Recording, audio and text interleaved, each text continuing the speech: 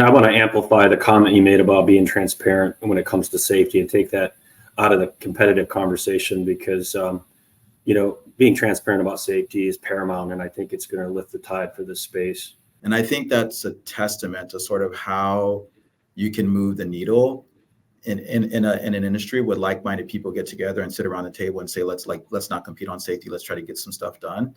And that continues to today. Ed can tell you better than me what the current representation is, but you'd be hard pressed to find a company that's not working in self-driving that's a member of ABSC.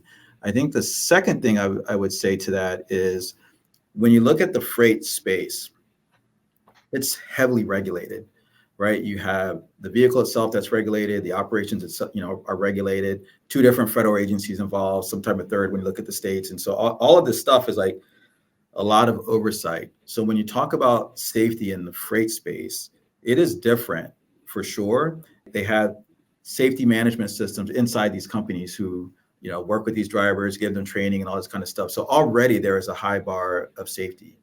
So what Aurora is saying is we're going to be better than that. And this is why we're going to be better than that. And the way we're going to explain this to you is through our safety case framework and how we think about that.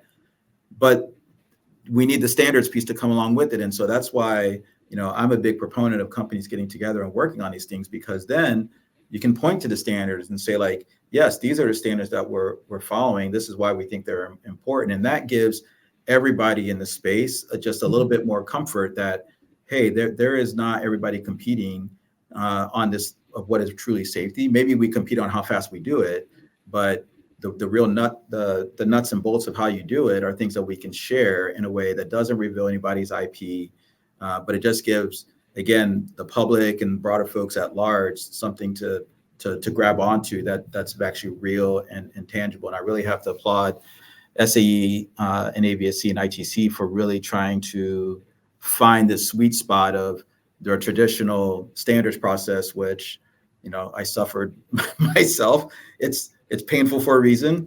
As a recovering regulator, I like to say that's also painful for a reason.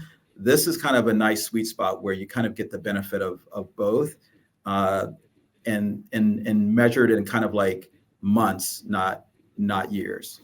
So the safety case is really, it's a structured argument supported by evidence, right? And the standards that we're developing are really the puzzle pieces that can support a broader case for safety. So it's not necessarily prescriptive. This is the one way to do it, but these are standardized approaches for the pieces that give a lot of flexibility to the industry to really move forward, I think, in an accelerated but logical and safe way.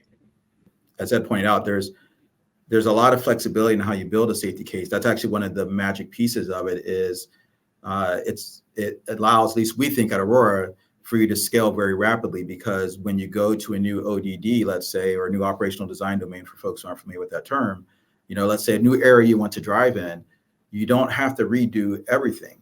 You only need to look first at the pieces that you think that are impacted by that new area, and then surgically go in and update any evidence that might be necessary, even like you may not have to, because in some cases it just might be the same. And so that is something kind of compared to I don't want to say traditional, but kind of some ways we think about it is like, oh, I changed something. Now I have to redo everything I did before. And everything you did before might have taken you 4 years to do it. And so look how much delay you've added into kind of bringing something new on board. And I think this is kind of the beauty of the safety cases. You can say, let's say if you're the military, anybody else, you can say, well, I only need the thing to do this very narrow thing. You could build a safety case around that, and that's going to look different than if you say I need a safety case for the product to do something else. And again, that flexibility, like in the procurement process and all those kind of things, are super beneficial.